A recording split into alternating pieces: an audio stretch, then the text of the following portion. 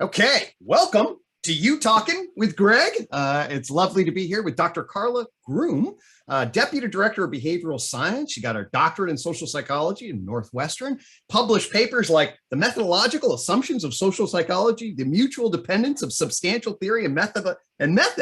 Woohoo! That's the kind of stuff gets me excited. I know that's crazy, but Carla and I have hooked up in sort of rebel wisdom space. She's got an unbelievably fascinating job, a beautiful perspective on the world that's actually making real difference. And I'm just a joy to be here with you. Carla, welcome. Oh, thank you. That is the loveliest introduction I think I've ever had, and especially one that cites that paper that I wrote with many years ago. I think it was one of the ones I was most proud of, but actually because it's a chapter in a book, nobody's ever read it.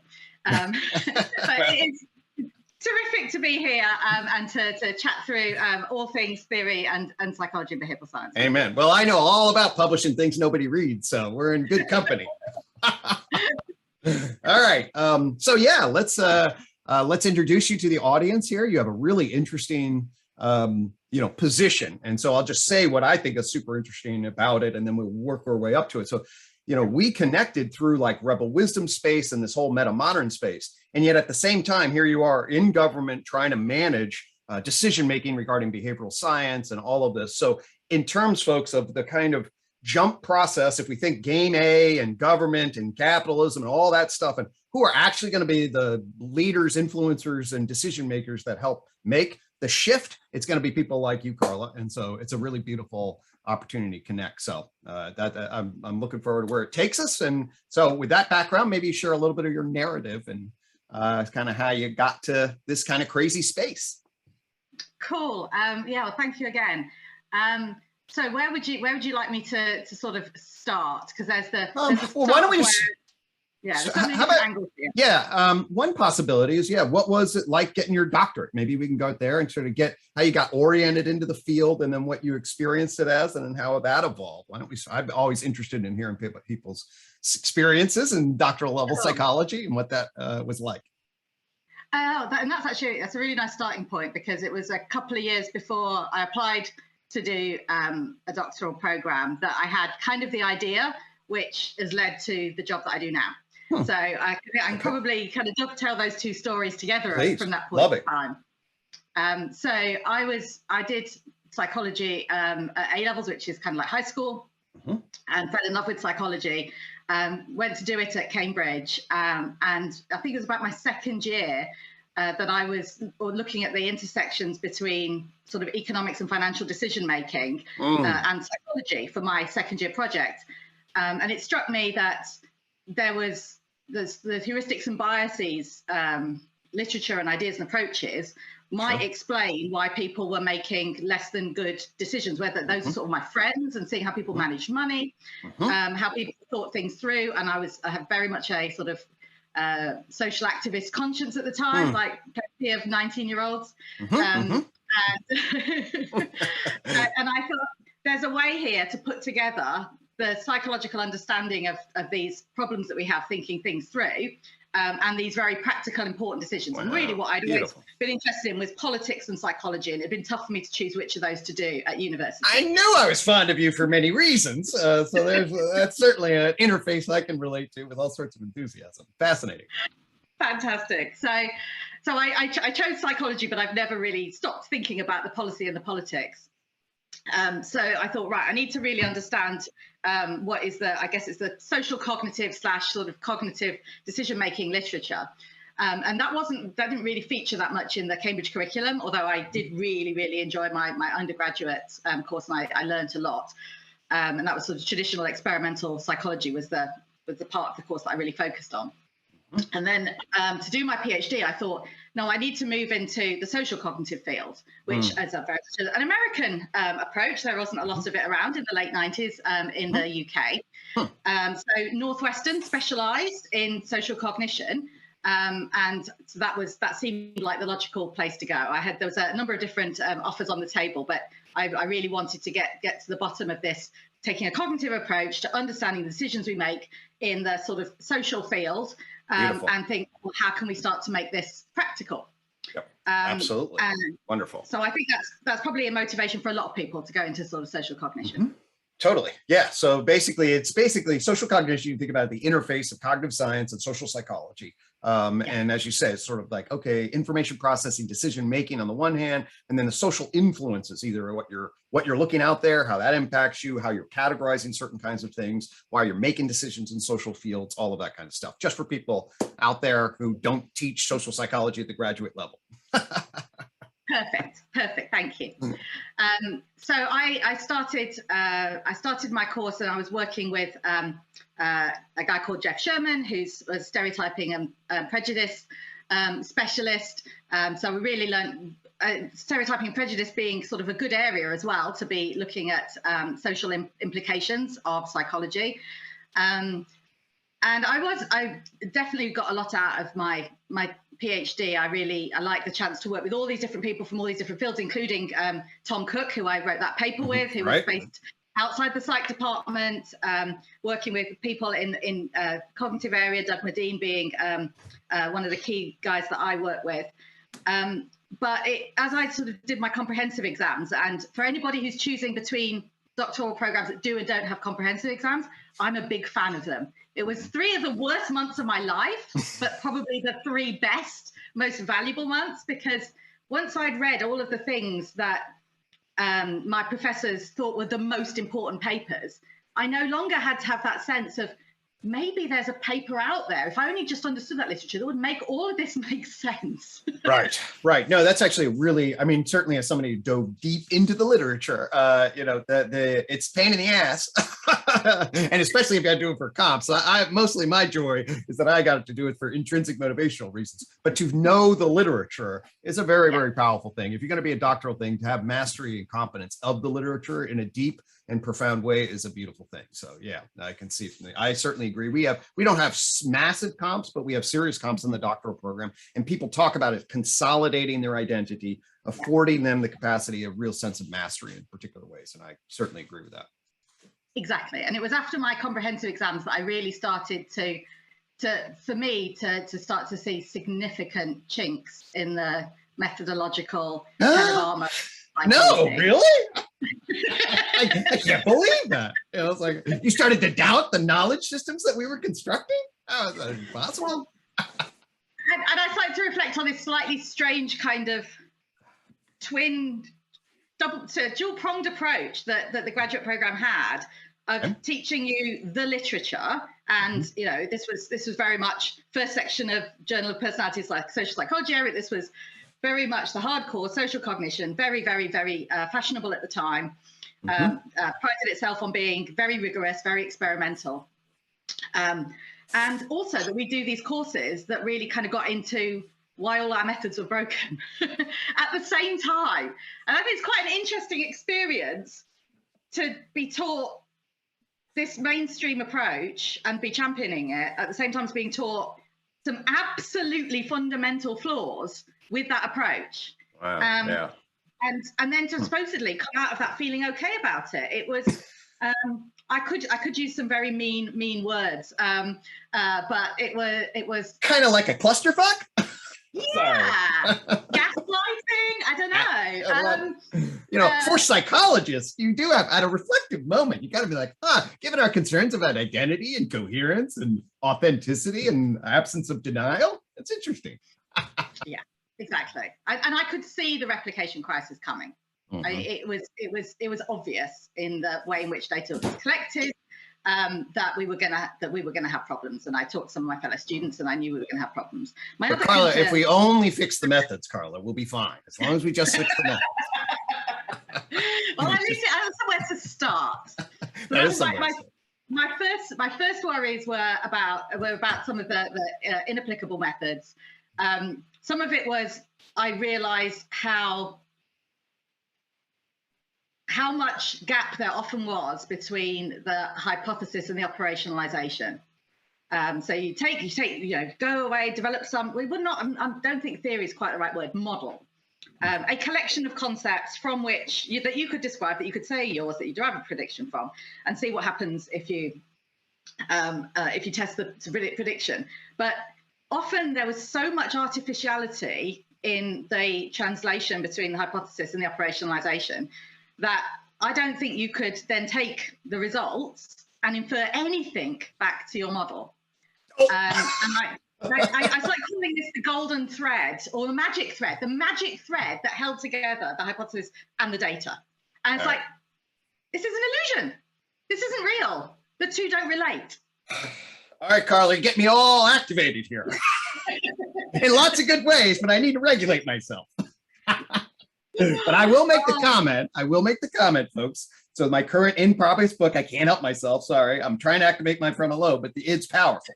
But the bottom line is this is called methodological behaviorism in a technical terms. But it's like, oh, we're behavioral scientists, so we learn about experimental methodology. We learn about the building of operational research programs, and then we apply those methods to determine relationships between variables in particular quantitative ways, usually quantitative. And then the issue is the thread between the hypothesis, the conclusion, and reality.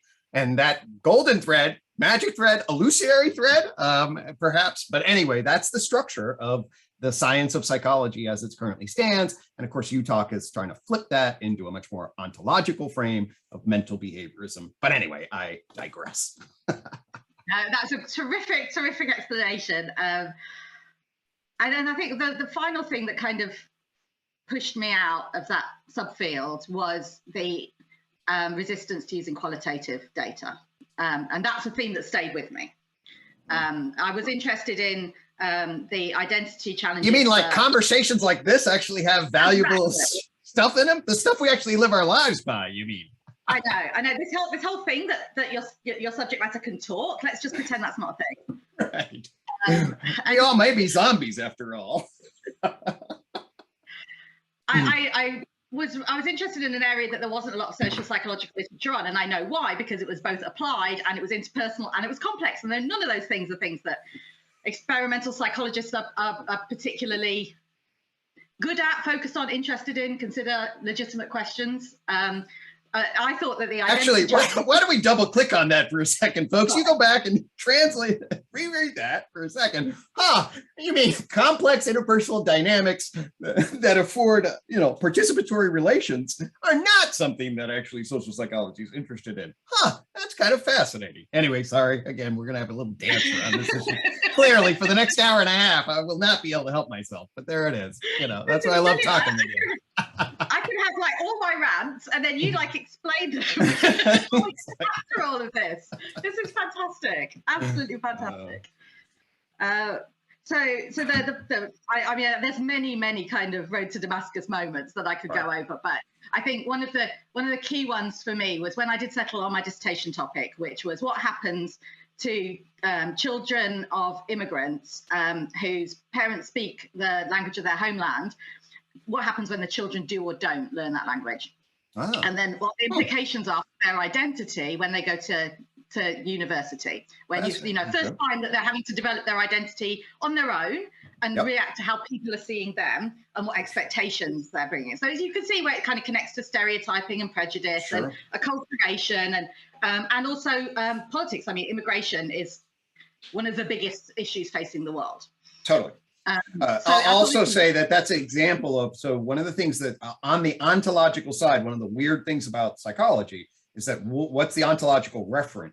And what it does is it turns things into variable aggregates, okay, rather than individuals. And it needs to at certain levels, but crucially is the interface. But so the variable aggregate here is, do you learn to speak the language of your parents? So that becomes a variable. And then we organize those that do, those that don't, and then we'll relate it to particular kinds of identity features down the line as the dependent variable and create variable aggregate relations. Powerful stuff.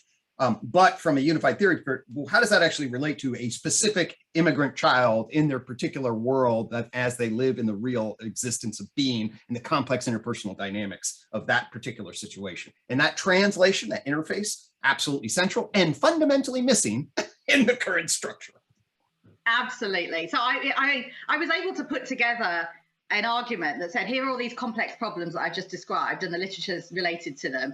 And yet I'm going to do this slightly kind of button pressing experiment with them. And I begged my committee, it's like, please, can I at least, there's very little literature, psychological literature, or even sociological literature in this area. And I would like to get people to just write about their experiences. These are, we're catching people in the moment. These are recent, these are freshmen, they're in this experience, they can write.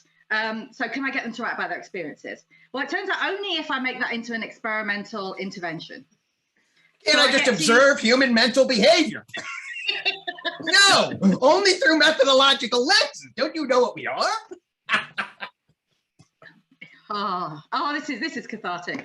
So I was given permission to do that to half the population that half the participants. Well, we gotta have a control, Carla. Gotta have a control. So I've got to throw away half my potential data, getting them to write about something I don't care about. In order to observe the effects of something we don't understand on a variable we don't care about. So yeah. It was, hey, Dr. Groom, let me hood you. Thank you. Learned our language. So that was really, for me, that was a pretty key moment, and I realized I don't believe in a psychology that won't let you do qualitative. I was, absolutely saw the value of quant, and the older I get, the less actually I think the more problems I see with quantitative data. But I thought this is ludicrous. This is observational work. Why aren't we doing it? And that sort of led to some of my interest in writing that paper with Tom Cook about the assumptions of psychology and how they're driven by the methods, because it was absolutely obvious to me that that's what was going on. So I did it. I do call that methodological fundamentalism. Yeah. that's anyway. Yes, totally. So, but being a good scientist, I didn't at that point quit psychology, because I thought we've got to deconfound the fact that I was in a particular department in a particular part of psychology. So I was like, I'll do a postdoc in a completely different part of social psychology. So I went to the University of Texas and did it with Jamie Pennebaker, who the whole department is much more rogue, they're much more maverick, much more open-minded, mixed methods, and it was more personality than it had been social psychology. And I remember if anybody used the word model, he would kind of laugh at them, and I was like, yep. Nice. Model probably means that you're in the business of creating a laboratory phenomenon, and that's probably not in relationship to the real world.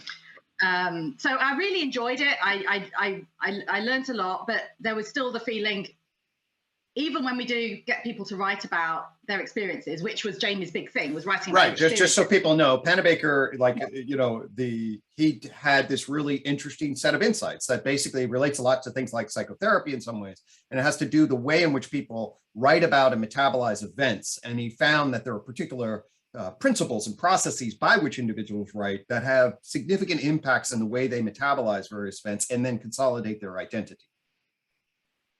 Exactly. I mean, really, really groundbreaking stuff. And he was one of the first to be looking at computerized analysis of how people use language. The very, very, very early natural language analysis, which was really fun and really interesting. And it was, in a way, it was kind of observational work and sort of early data science. But I was really craving the nuance that come from actually studying the meaning of the pieces, as opposed to breaking them up into strings of words and feeding them to a computer. But you could never get to the quantitative levels that he and I both knew you needed to publish, unless you did this breaking down. You could never code enough data. I did code the stuff from my PhD. Well, I only had half as much data as I should have done, so I didn't have that much data that needed coding. But there was just an inability to admit and publish any qualitative work. Another side note here, I almost go this route, by the way, in 1997, when I'm gripping the empirical implications of justification theory, what I called it at the time. Then it becomes justification hypothesis, justification systems theory. But I'm basically like, okay, actually, I can now position the propositional networks as a particular dynamical structure. So I should be able to see propositions connecting to each other in natural language. And I should be able to find a way to quantify that network of proposition into systems of justification around particular nodes. Oh, wow. That sounds really cool. Where did you go with that? Well, because what happens is I flip into ontology and metaphysics, even though I don't have the term for it at the time. But the story basically is like, I'm a behavioral scientist. I'm still a methodological behaviorist. I come with justification, and now I want to test it. Okay, it's like this idea that people justify their actions in social settings based on influence, investment, and consistency, dynamics. I'm gathering all this stuff together. Okay, and then ultimately what it happens to me is the strange loop of awareness. The strange loop of awareness is, as I begin to develop every experimental analysis that I am doing, I am living out the process of justification itself. Yeah. So then what happens is it goes like normally what you do is you go description into explanation, into experimental methodology to test the explanation based on competing elements. That's the normal thing. Well, what happened to this is I kept backing up, and then I dropped into this profound description of verbal behavior as justificatory processes themselves. So the thing looped back and captured the hypothesis within itself in a strange loop of feedback. And then I was like at a meta descriptive level, we're all the justifying apes. And that's when it was like, oh my God, it's not so much about experimentation anymore. It's just observing the reality of being a justifier. And so it was a higher level. And then the whole experiment, do I need to prove that we are this way? Just watch. We are this way. I'm trying to prove it and it's done, so it got done. And that's when I shifted. And then I fell into the tree of knowledge. And then the whole thing was just sort of like this whole experimental thing. We got to come back to it. But good God, do we get the field of operations that we're in descriptively in clear framing before we actually need to do all the method needs to sit inside a metaphysical, ontological, coherent structure if it's actually going to generate cumulative knowledge. But anyway. Yeah, it took me a lot longer to get anywhere near the ontology, but the epistemology stuff. We're both like that. I didn't use the word fucking ontology till like 2015. So but it is. I can at least have I can now go back and understand what's happening to me. But because we're behavioral sciences, we think philosophy equals epistemology. That's what behavioral sciences do. So anyway, exactly.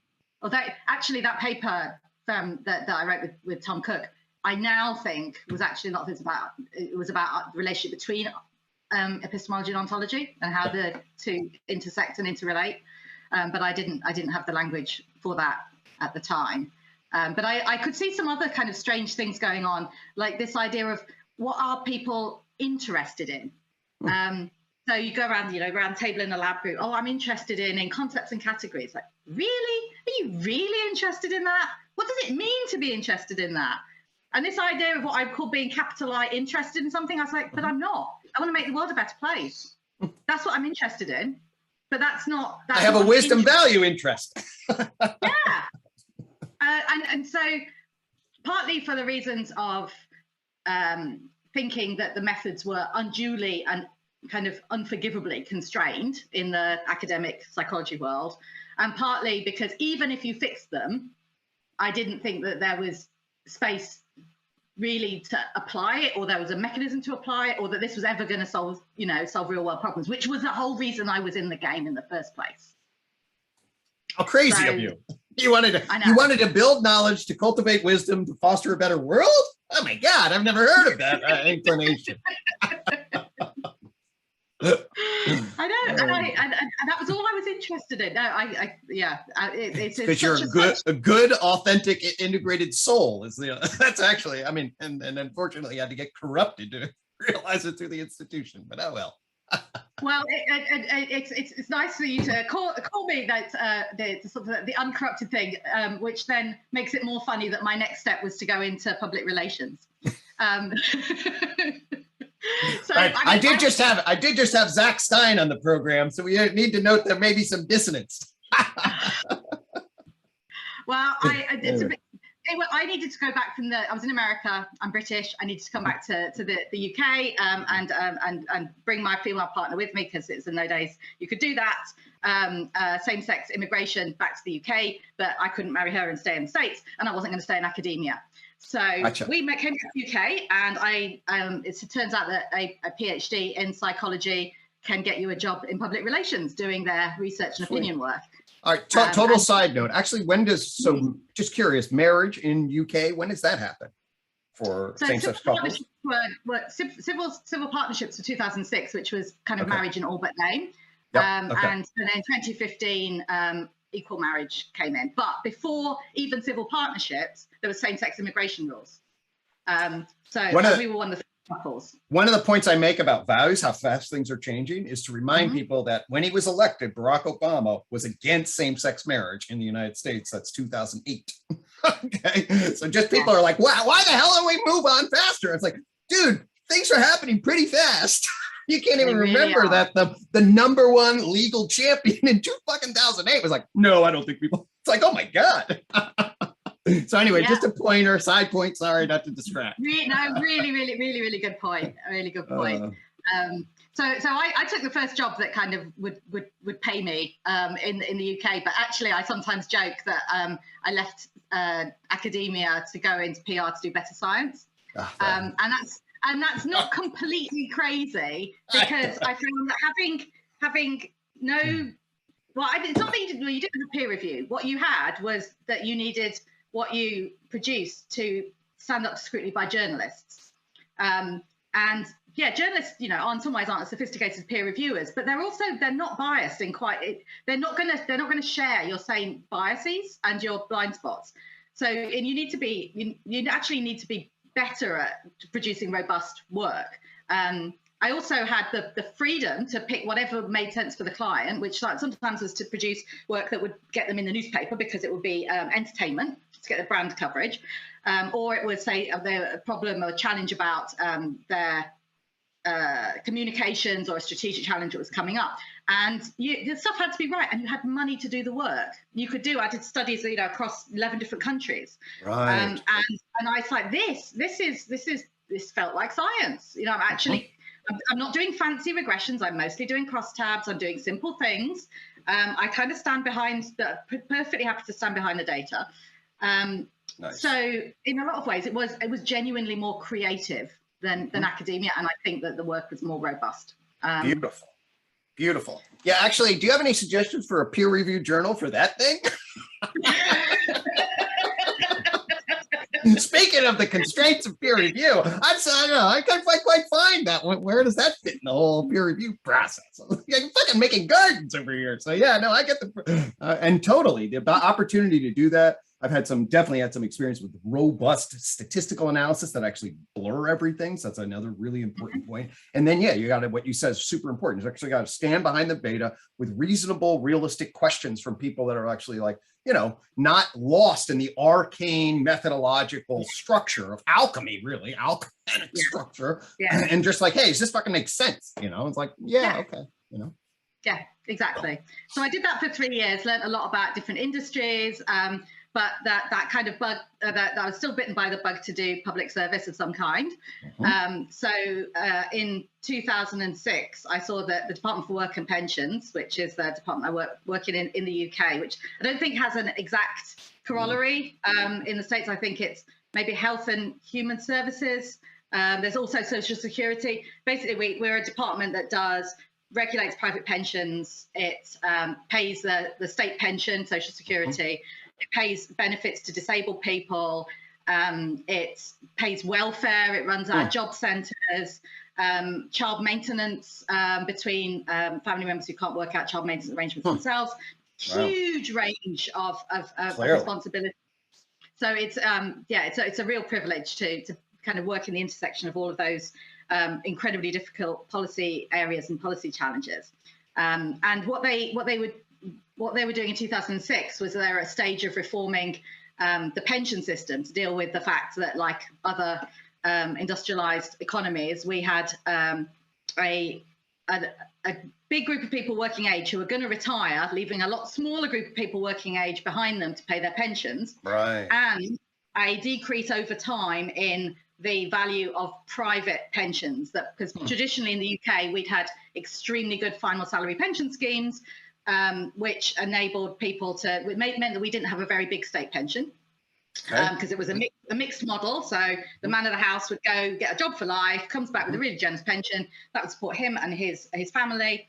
But over time, people moved around more, so employers were finding this less useful as a recruitment retention tool, and people's life expectancy was going up. Loads of different reasons. why the amount of money going into pension schemes was going down for both the employer side and the individual side.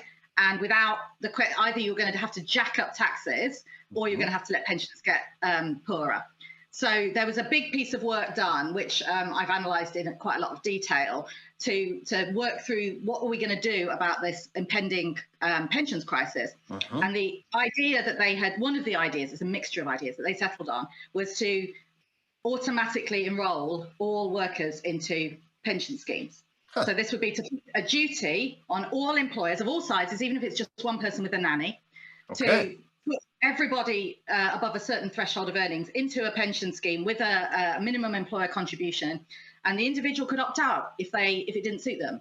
So the idea of putting them in was a big deal. You're changing the payroll system of a country so that some pay that would have gone to people at the time they added the value to the employer is now being deferred into old age. Right. But it's also groundbreaking because it had this opt-out, and traditional economics would have said, well, if people had access to a pension scheme and then choosing not to join it, well, if you opt them in, then they're just going to opt out because they've made a rational decision to be out.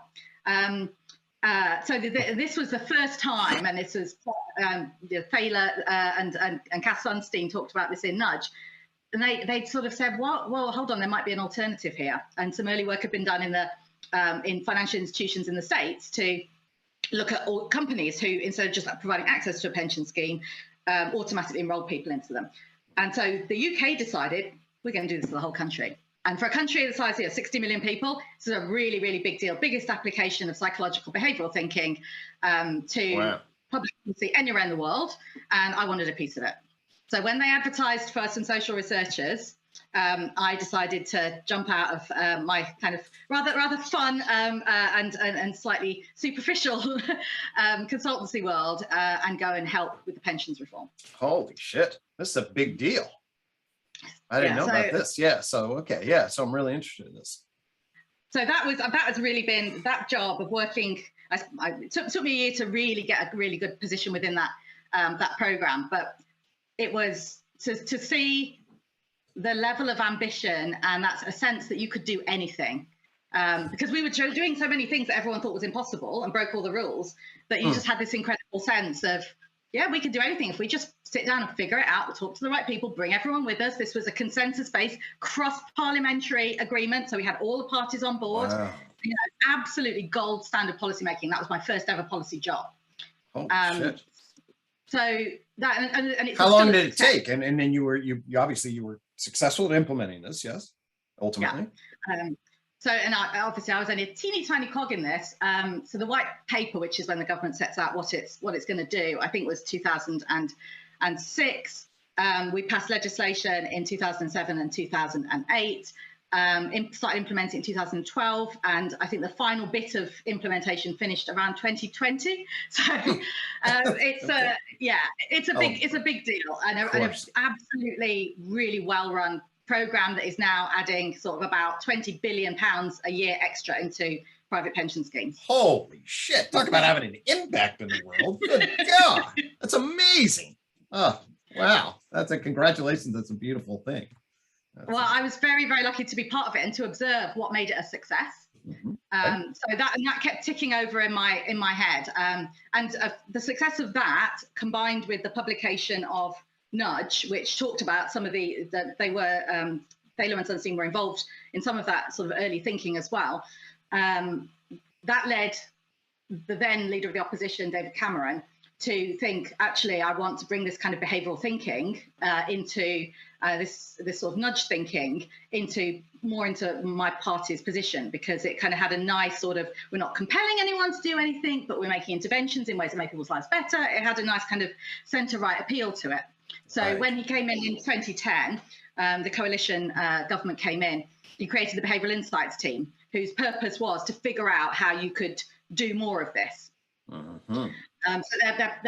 their presentations would often start with automatic enrolment as the biggest demonstration of this, but then their actual practice tended to be more comms-based.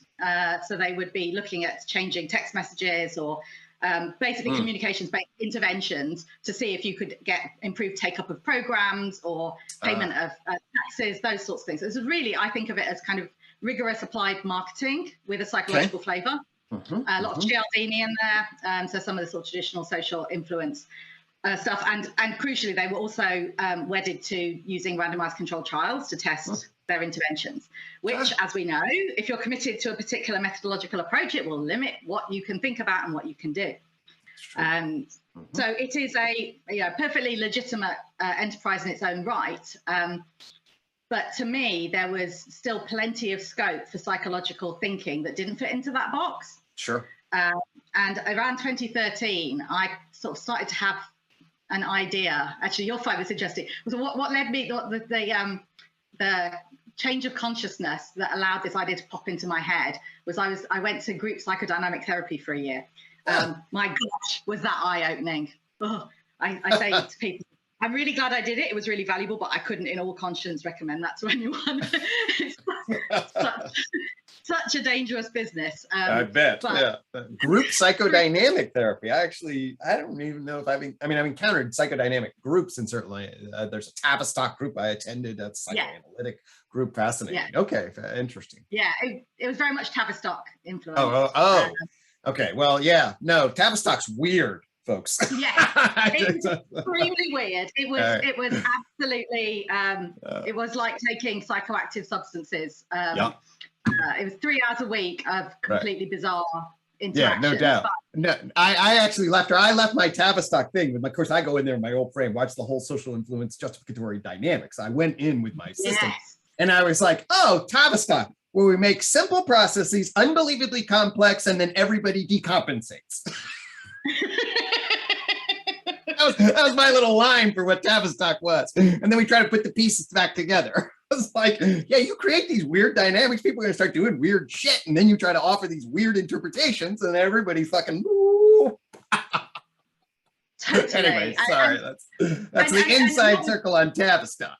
That it very much fits with my experience of it. It's a very, very, very, very strange world. But I've been sent there because of a kind of a treatment-resistant kind of anxiety, which I now know should have been picked up as autism. And the idea that you stick an undiagnosed autistic person into a group psychodynamic therapy situation is ludicrous. Let's talk about a recipe for decompensation. So I pat myself on the back for having got through that. Clearly, you do it. Well, you obviously have a very good frontal lobe for sorting, so that may have afforded you the container space without tipping over completely into complete regression. That is exactly how it felt. Like I'd come out of the session and my brain would go putting all these things in place. But that process, of course, was useful.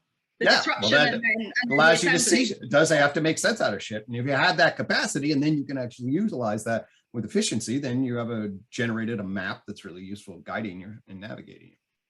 Exactly. So it broke me out of some of the kind of the ruts I'd been in. Is I'm going to get the civil service career. I'm going to be the usual routes.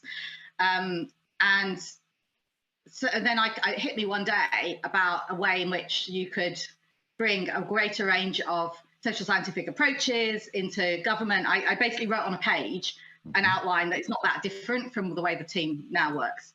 So it was a sort of a eureka moment. And so that was 2013, and then I started hawking that around senior people in DWP for a couple of years, saying, I think we should have our own team, because there was, at that time, Behavioral Insights team would go around to different departments offering help, support. I think that they started off as part of government, but then they were partially spun out to be a private company, but with kind of special access into government for a certain period of time. They've actually this week been completely sold to an outside entity. So it's like that's the end of a particular era in government behavioral science. But I was thinking, well, I've got this idea about how we might otherwise use psychology. Also, I have a lot of the right kind of psychology. So they're all talking about heuristics and biases and Kahneman and Tversky. It's like, I not only know this literature pretty damn well, I also know the flaws in it. Yes, I know. We're going to have to dive into that one of these days. That's going to be, I'm really looking forward to that. So, and I, at meta level, I understand the flaws and some of the specific levels around heuristics and biases. So thought I can't, in all good conscience, stay out of the debate in government here, because if you're creating some messaging, it may be that ideas can come from anywhere. They could come from psychodynamics. They could come from these different approaches. They come from heuristics and biases. But if you're really going to try and stand behind something to make, say, a change to the benefit system, you know, vulnerable people that DWP has responsible for, we play with really live ammunition in the DWP. And I couldn't sit back and not use that experience and expertise that I had. Right. And say, actually, I think we need to put some question marks around some of these literatures and these findings, because they can't be any more than hypotheses, because the literature isn't strong enough. And I also was making the case that why would DWP bringing an external... Could you say what DWP is again? Could you give them the... Department for Work and Pensions. Gotcha. Yeah. Sorry. No, that's totally fine. We mentioned it before, but I just, for folks that may not have caught that. Absolutely. No, thank you for doing that. It also struck me that why would the department that did automatic enrolment buy in external expertise, of which their presentation would usually start with automatic enrolment? Why don't we figure out what those magic ingredients were that enabled us to come to such a radical conclusion that we could change the payroll system of the country and then implement it? And I was there. I could see, okay, what were the things that were unusual about that policy area, were the way it was managed, the way that it was commissioned by ministers, and then see if I could kind of bottle that and then upskill the department to be able to pull off that again. Wow. And I had done other policy jobs, some with more psychological flavour than others. I also did reform of the state pension system. But I'd done a number of other things as well. And I could see that there'd been something different about that first job I had. Okay. So I kind of was building up this business case to set up a team. And in 2015, I'd been working on a particular project with a director general who wasn't far from retirement and had been, storing up his frustrations about the department. And I said, I kind of got this side project in helping the department think about building behavioural science capability. And he said, bring me a proposition to embed behavioural science across the department. And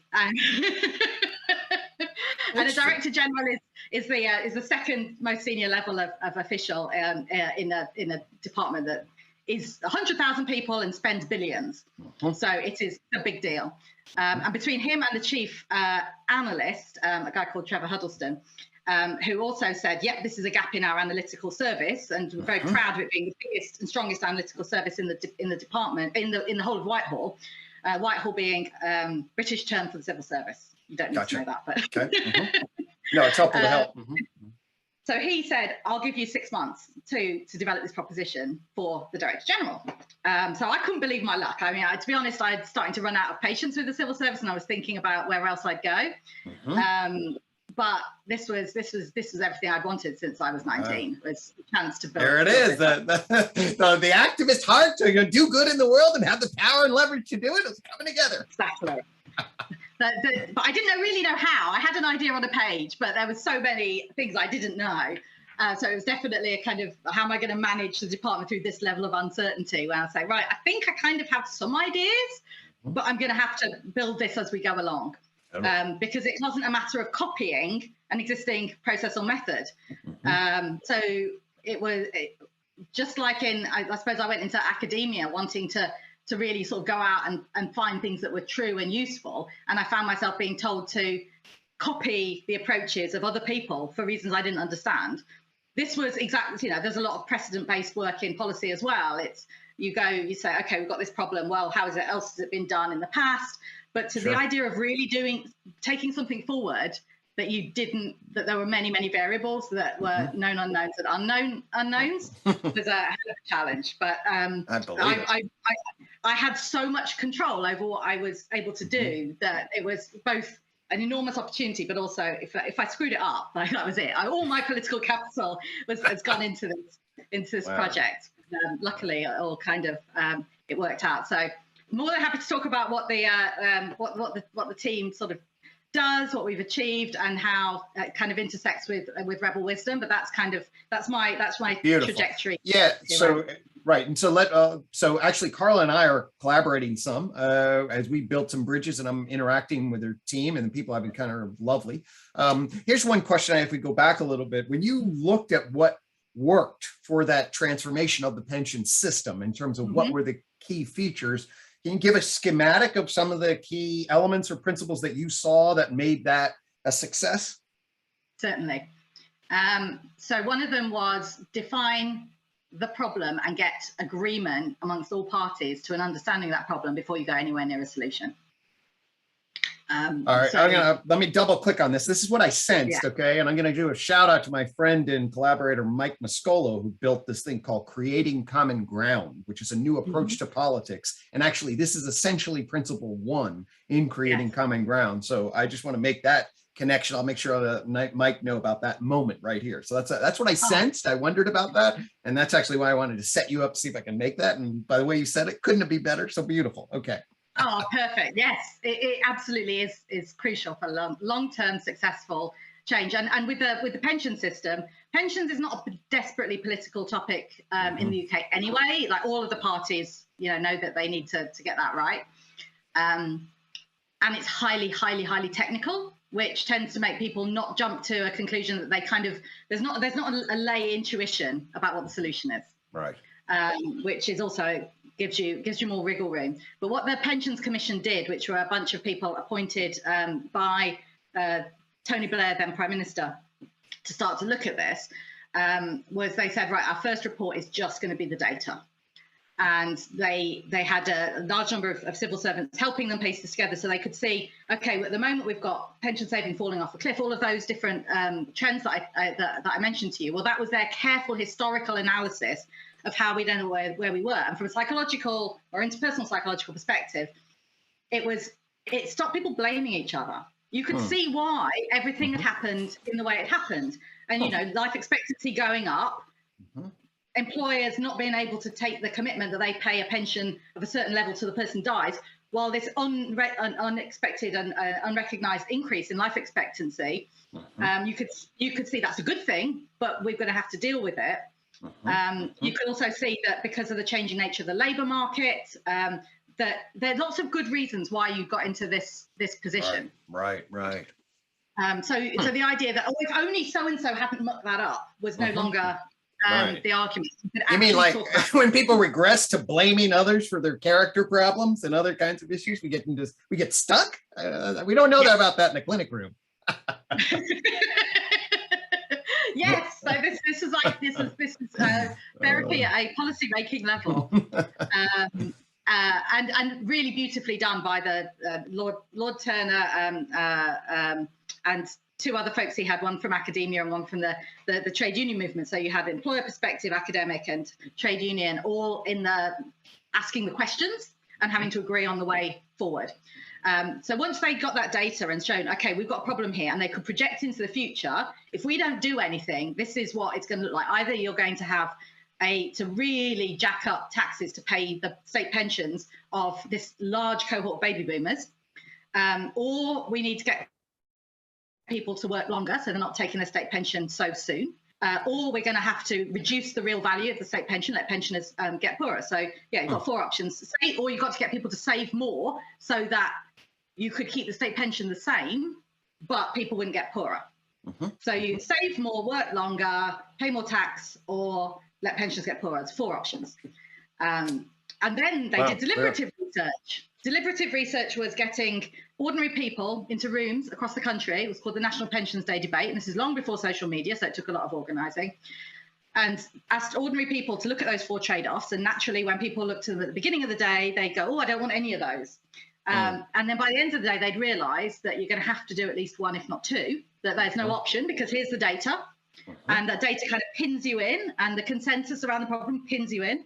And so they said, right, I think what we want to do here is work longer and save more. We don't want to pay more taxes, and we don't want the poverty.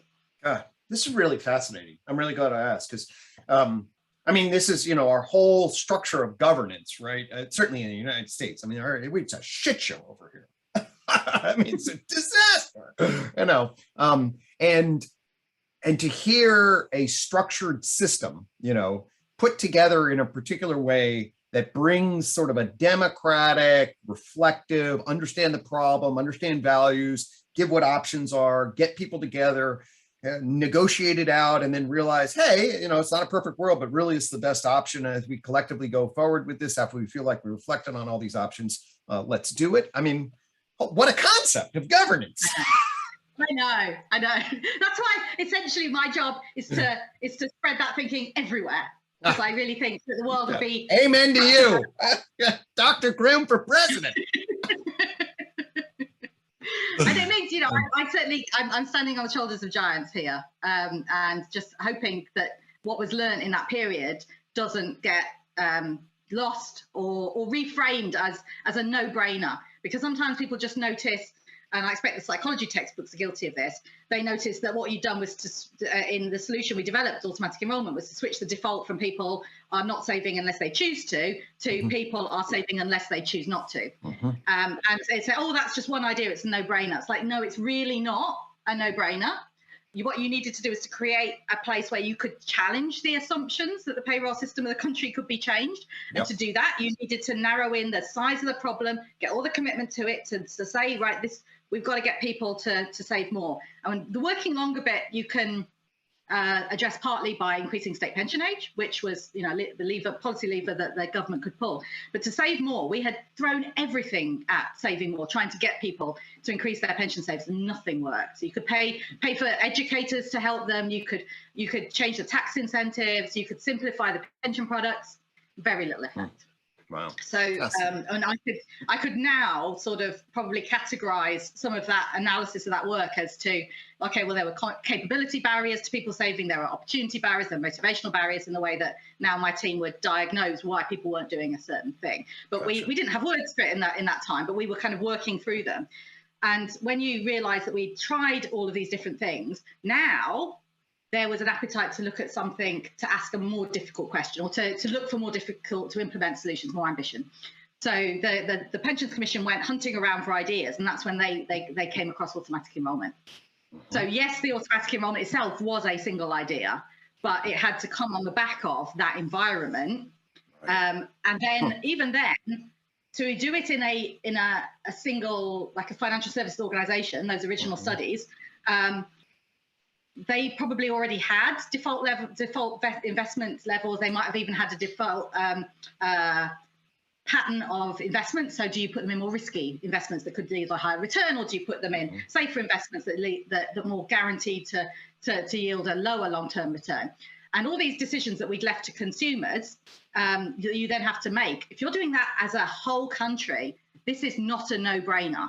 Wow. You're taking all that responsibility that we dumped on, that neoclassical economics had said there was no problem to dump all of that onto individuals. Now when you say, actually, that's not okay, now government's got to work through, well, do we enroll people at 1% or if their earnings, or 2% or 3%? The higher it is, the more likely it is to be adequate in retirement. But the higher it is, the more likely people are to opt out. And all these really difficult questions. Wow. Yeah, of course.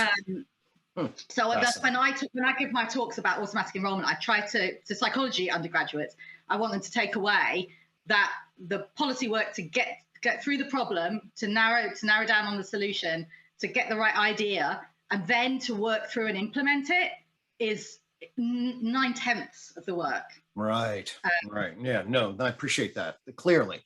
Yeah, and it's often the case. I mean, think about the size. We're talking about the size of this thing when you actually then. And all of the various contingencies that you have to deal with. I mean, it really, it's beautifully articulated. So, yeah. So, okay. So that helps then clarify this, what you saw there, some of the key principles, and you set up this team, right? And sort of, maybe we can tell a little bit about that, and then ultimately we'll wander our way into rebel wisdom and our connection. Sure. So the team, I didn't know exactly how we were, like I said before, I didn't know how we were going to do this. And the first thing was, okay, well, what is it that behavioral science could bring to policy making and other parts of the Department for Work and Pensions that none of the other professions or functions are doing? And the problem that I lighted on, that everyone could agree was a problem that none of the other professions or functions felt that they owned, was that the department sometimes makes decisions based on assumptions about behavior that aren't true. And that's there's two psychological elements of that. Like we know what we mean when we use the term behavior? Exactly. That's Sorry, I couldn't help myself.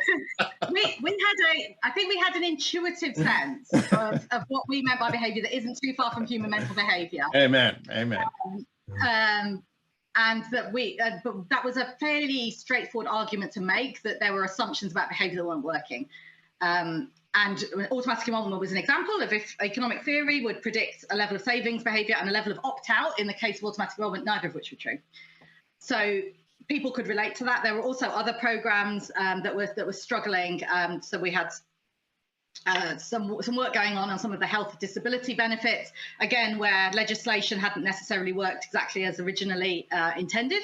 And that was because the ways in which claimants were behaving, filling in their forms, taking us to tribunal, all those things were not quite as we'd expected. So that resonated for people. Where I've later gone in that problem statement is to focus on why are we making decisions based on assumptions about anything that aren't true, because that gets into what I really love, which is organizational decision making. And the whole of the government, in my view, is a setup for making collective decisions that the voters don't want or can't do on their own. So they're handing it over to government to sort out. So the job of a civil servant is to bring together all of those different perspectives, knowledge, and take create options to give to ministers so they can decide which one best aligns with their value and how that's going to resonate for their voters. But we are essentially a collective decision-making design organization, and yet nobody thinks of it like that. Right. And nobody considered the ways in which decisions get made really as their specialty. A little bit program project management touch on that, a little bit HR would touch on it, a little bit finance, a little bit policy, but not really a kind of how do we make decisions and what are the things that are blunder prone in there, what things work best. And I thought, well, a social scientist is as well placed as anybody to start to look at those interactions. And that's when I look back again at that automatic enrollment experience. I said, well, what was the management set up there? And it was actually really unusual. It was a very flat hierarchy. It was very outward facing. So our different teams that you had in the policy team were focused on different groups of stakeholders. So you had one focused on the individual savers, you had one focused on the employers, one focused on the pensions industry. So instead of it being inward focused about this bit of the policy or that bit of the legislation, it was around user needs, which would now be the language that I would use. And the way in which decisions were made were all of the big institutions involved had a single program board, and they had to fight it out. And that meant that those conversations could often be very difficult, but you were much more likely to get to the right answer than if the department took it away on its own, made a political decision, and then, oh, whoops, it doesn't fit with this, or this. So although that's uncomfortable.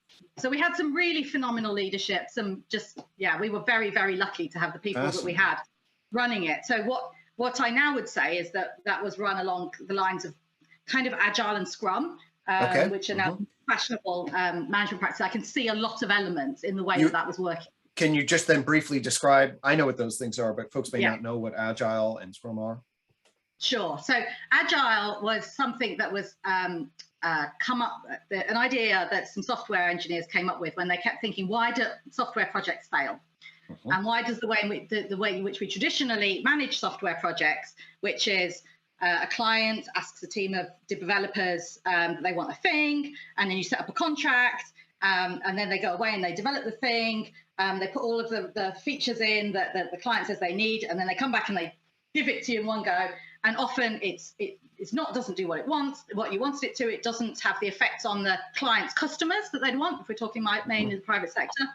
So these guys in Silicon Valley said there's something wrong about the way we're working here that keeps leading to faulty, poor quality software design experiences, both for the developers and for the end users.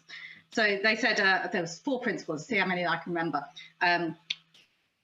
Customer interaction over contract management. So they were saying, bring the client that's paying to the table so that when you're making a decision about taking the development this way or this way, they're right there, because the written communication, especially written in advance, is going to be limited. This is about dealing with uncertainty, right? If you've got high levels of uncertainty, then you've got room for slippage in that contract.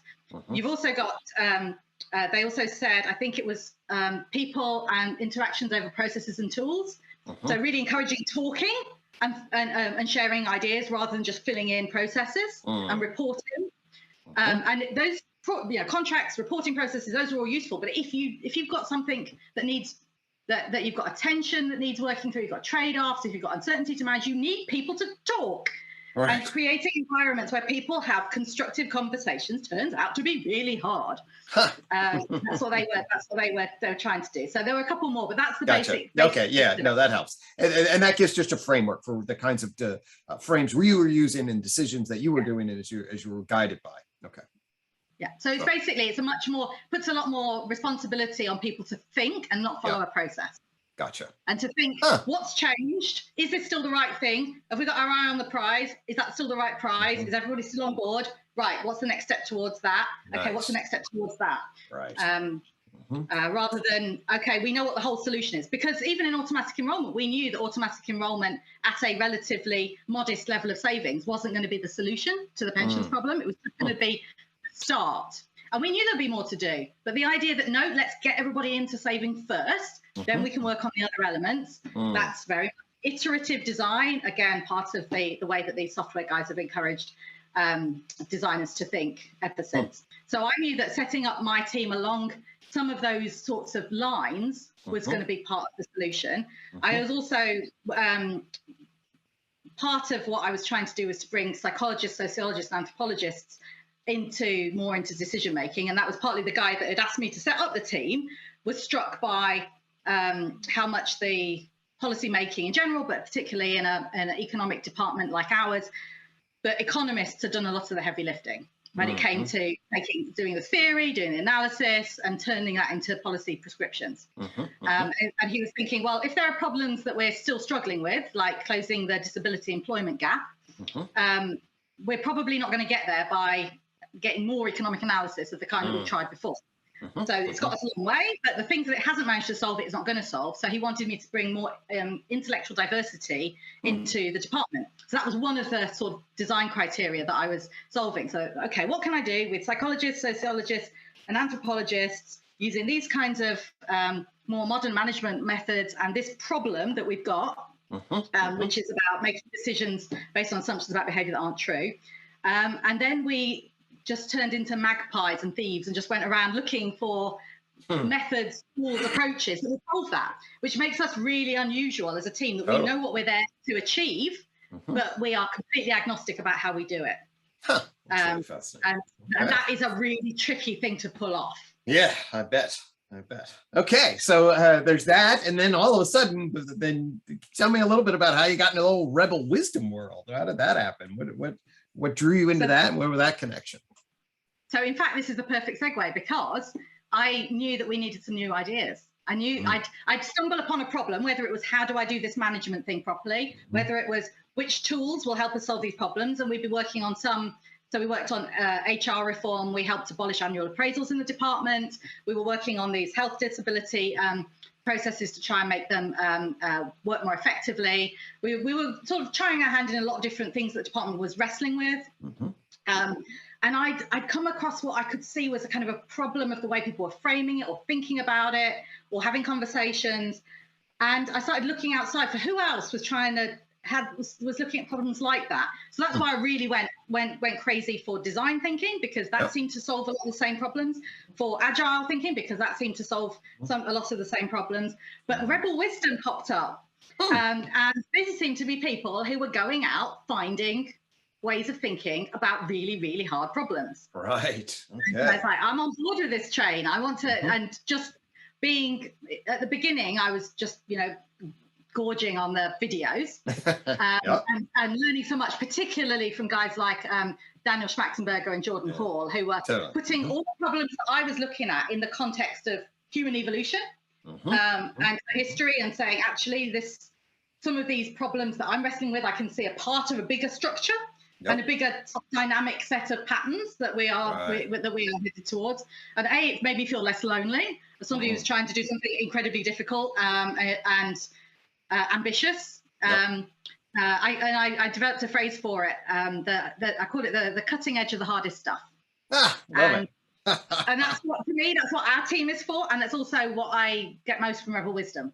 All right, nice, cool. Yeah, and so how did we get in touch with each other? So then I started doing their participatory stuff, partly because I did find it was sort of changing the way that I was thinking things, and it was enabling me to be better and better at my job and to cope with things. And then I think you were involved even in the early days when it was just a listserv. Yeah, I was posting on it. Popping up on those. Not too many professors are doing it, but I jumped onto that train.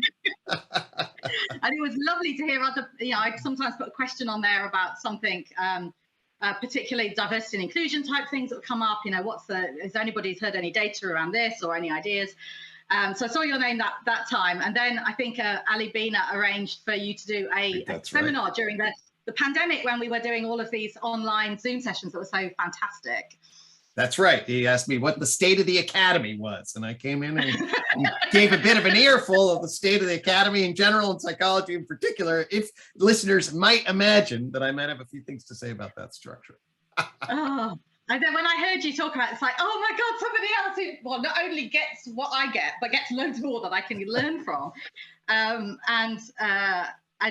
So, I had to follow up with you and see if you'd be interested in talking to me and my team and whether we could find a way to translate the ideas into what we do, which I knew we had to be able to, because I knew that it was the problems that led me to those areas to get to those ideas.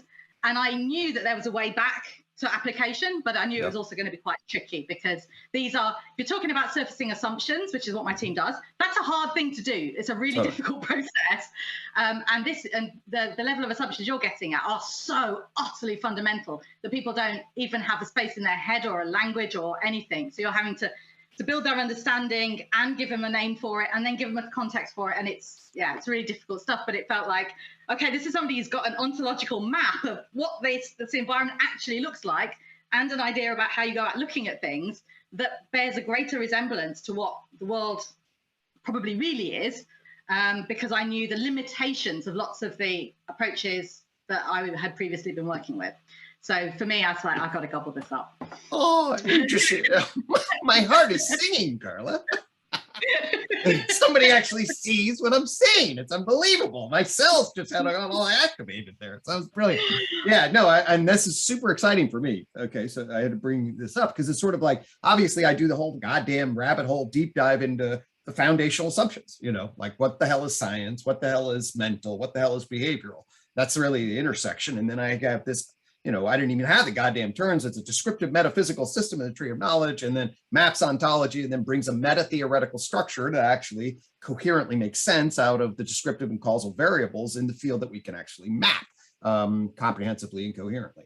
But then you get that, and then you're like, okay, and I can then talk to people, right? And then people enter in, and it's overloading, but they can see it, and then they go out and they're all right. But then the fundamental question, obviously, is this thing going to have any utility? And that is, how do you actually bring it into systems, And I'm doing that in like 5 different contexts, and your system is one of those contexts. And it's really been a joy so far to kind of come in and start to the process of being like, okay, can we build a bridge from this UTOK thing into this behavioral science thing that's on the ground, that has a leader that's got an appreciation for all of the assumptions and other things. And then me, and I was like, over here, but organizational design, real world problems, I like theory, and now we're actually starting this whole intersection. I'm really, really fascinated and joyfully looking forward to seeing what evolves in relation. Oh, well, it's absolutely mutual. And one thing that I hadn't mentioned about the team as well is, I knew that psychologists, sociologists, and anthropologists were going to kind of be some of the core disciplines, but it turned out that a couple of the folks I had joined double majors in philosophy, in addition to one of those social sciences. And that's one of the things that I say that I hadn't anticipated, and I've been saying for a few years now, was how useful philosophy is for what we do, and in fact, more useful than psychology. Yep. Yeah. No. Basically, UTOK for me is meta psychology. I mean, I had some concepts. I really helped my conversation with Zach Stein. So right between philosophy and psychology. And really, it's the natural sciences, psychology and philosophy into the social sciences and humanities. And the UTOK just sits in that. And it was learning fundamentally, getting back into, ultimately what I was doing is rearranging our metaphysical descriptive systems into an ontological map. And you need philosophical frames to actually specify what that is in relationship to epistemology. And really, it got a hell of a lot clearer when I actually figured out how to download philosophy, which I didn't have originally as I, embarked on this journey. And so totally agree with that. Yeah, I've learned so much from my philosophy trained colleagues, and it's necessary in part because those decisions that go wrong, that make assumptions, is actually because of theories that we're sharing. So we've got to find the right theories, better theories, and who's the first people who can cope with those? Well, it's probably our analytical colleagues, and which is the edge of the theory that they can most deal with, probably the epistemology. But we can work our way through to the ontology. So this is kind of the journey that we've managed to, between us, kindle the enthusiasm of my team members to see if they can crack this, and I've never found anything they couldn't crack, so I'm optimistic. Right, we'll bring the team and we'll bridge the building and see whether the hell this thing's actually got some ontological coherence or not. That sounds like a wonderful plan. So in terms of kind of that's a wonderful description of your story, some of the things you're, we now obviously then shared a little bit about where we're going. In terms of where you are, what you're looking at, I also like to, as we begin to wrap up and consider, kind of like how optimistic or pessimistic or complicated you're feeling about the current situation. Anything there you want to pop into and share? I mean, I'm quite the optimist. In part because I guess I have a bit of a life, my life story is a lot of being told that things couldn't be done and then doing them. Yeah. So nice. To me, saying, "Oh, we've got these terrible social problems and nothing we can do about it," it's like, really? Not till I've got a shot at it can we conclude that, which feels, extremely arrogant. But also, if people don't try, then nothing is going to get any better. And that's one of the things that I've loved about Rebel Wisdom is that it has that kind of optimistic, what are we going to do about this kind of feel. It's not just shouting about how rubbish the world is. Yep. More nuanced than that. And that is the right, not getting disheartened by things being difficult, being able to see the very, very big picture and then the small little changes that you can make that will lead to bigger change. These are things that seem to be kind of embedded in Ali and David's kind of DNA, and that combination of Ali providing the kind of that centering and the practice, and David being where have we not gone intellectually? Where have we not gone, and who's thinking about it? So that is exactly the combination I'm trying to instill in myself and in the team. So that does lead me to be optimistic. There are people now even more connected by the Rebel Wisdom folks all over the world, many of them far smarter than me, who hopefully we can start to work out what the options are for game B if things need to change, and they clearly do need to change. And the bit that they didn't seem to focus on as much, and I think there's a number of reasons for that, is the institutional reform side. And that's, so they're thinking about journalism, obviously.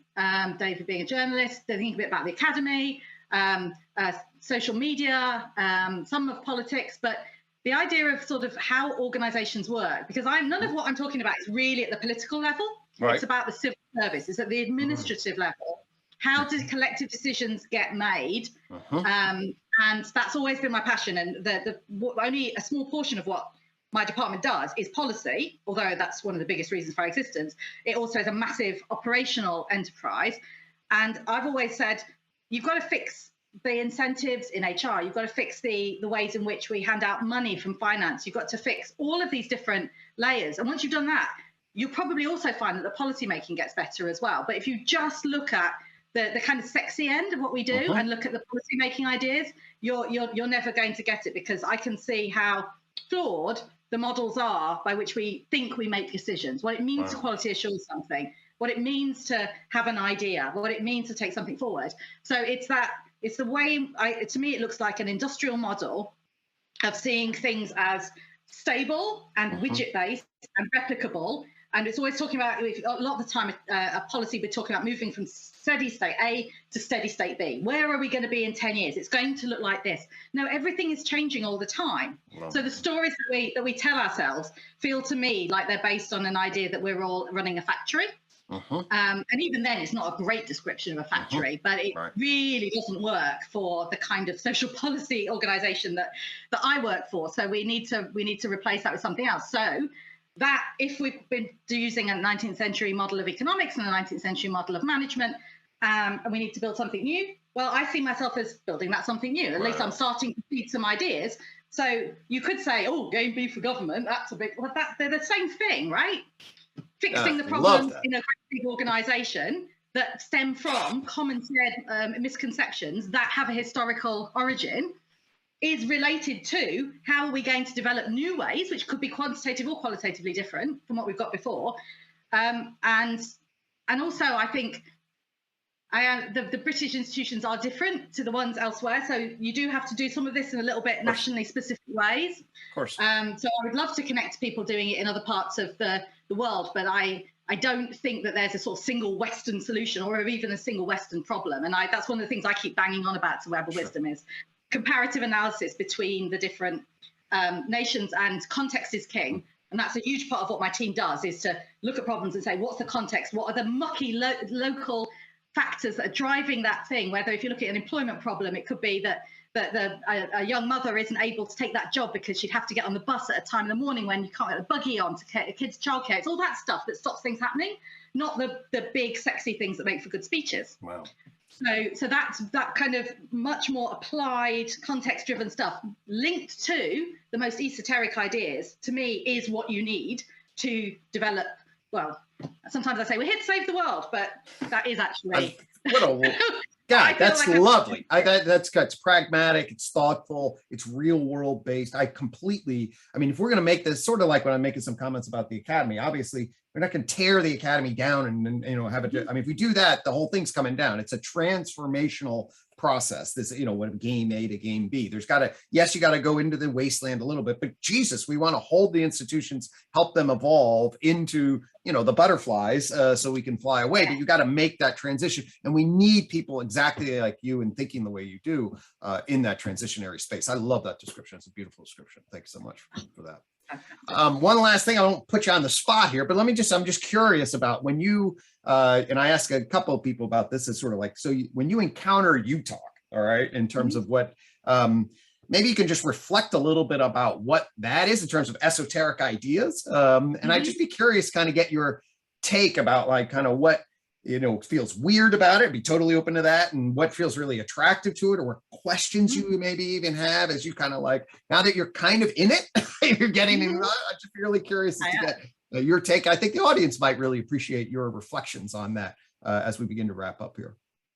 Sure. I mean, this is the hardest question you've asked me so far. Right for the end. Then we'll, in 3 minutes, summarize. I think something that I put in a late night email to you once was, it feels like a vacuum cleaner going around my head, cleaning up the debris that I knew was there after years of studying psychology and years of working in certain institutional context, and you kind of get the UTOK ideas give permission to say, no, hold on a minute, that's not that kind of thing, that's that kind of thing, and no, that kind of category of stuff, you can sweep that away. And areas where I knew that I was slightly fudging my explanation of things. So the word behavior being the one that you quite rightly picked me up on earlier. I knew that there was a lot of things that had the word behavior in that the team pushes back on correctly in government. And then other times when we are very much encouraging people to think about what behavior is and what's driving it. And I knew there was something incoherent about it. And I mean, and that kind of sense that something isn't quite right is what I train my guys to look for. And it's what leads me to Rebel Wisdom and things. But when I could see what you were doing, I thought, well, that is clearly, it has a lot of, it's a face validity of coherence. It makes sense. It makes sense of a whole lot of things that I knew didn't make sense. The roles of the different disciplines, the types of phenomena that we ought to be looking at. And it fitted into my understanding of why psychology was so completely, utterly wrong most of the time, was because it didn't know what it's for. And it's like, well, it's about mental process and behavior. No, you don't know what that means. All right. What that means. And is this stuff internal and subjective, or is it external and objective? And these things that just kind of get routinely swept under the carpet. And you can get some significant practical progress with concepts that are a bit fuzzy. Of course. But you can make more progress if you can refine them. So I had a sense from everything you said that I knew it made sense. I didn't always understand it in the way that I could repeat it to somebody else. But I knew that the existing mental models I had were pretty rubbish, and I knew I'd been trying to evolve them. I was like, here's somebody who's done all the work. He's mapped out where the disciplines should fit in and linked the epistemology ontology thing that had occurred to me quite early on in setting up this team, that this was going to be an important link, but most people can't even talk about.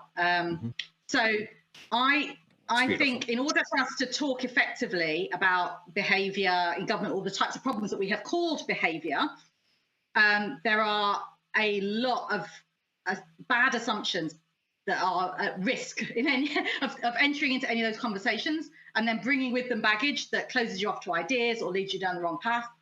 And I think replacing the ideas that people have either learned through university or have learned on the job of being in these organizations, or just absorbing the kind of the cultural narrative with UTOK, will lead them to be able to see things they couldn't see before, and help people be more precise and look at things that have not previously been named and solve those problems. Because that's the way that most problems that I've seen get solved, are not a lack of necessarily of knowledge, but of shared understanding and precision about exactly what the problem is, hence the automatic enrollment solution. You talking now, Carla? That's one of the greatest answers you gave for the whole thing, although the whole thing's been a joy for me. I really appreciate this tour of your vision and life. There's a number of times my heart got warmed in relationship to your narrative, was multitude of times. So, I mean, I think really, I really hope, the 6 people who listen to this are really going to get a lot out of this. But I'm really, I send it to my team. All right, well, there we go. But I really do think, when we get into this space of the evolution of culture that we're engaged in, the networking that you have described throughout this, the way you were putting stuff together and the linkages that you were making, filling such important bridging gaps.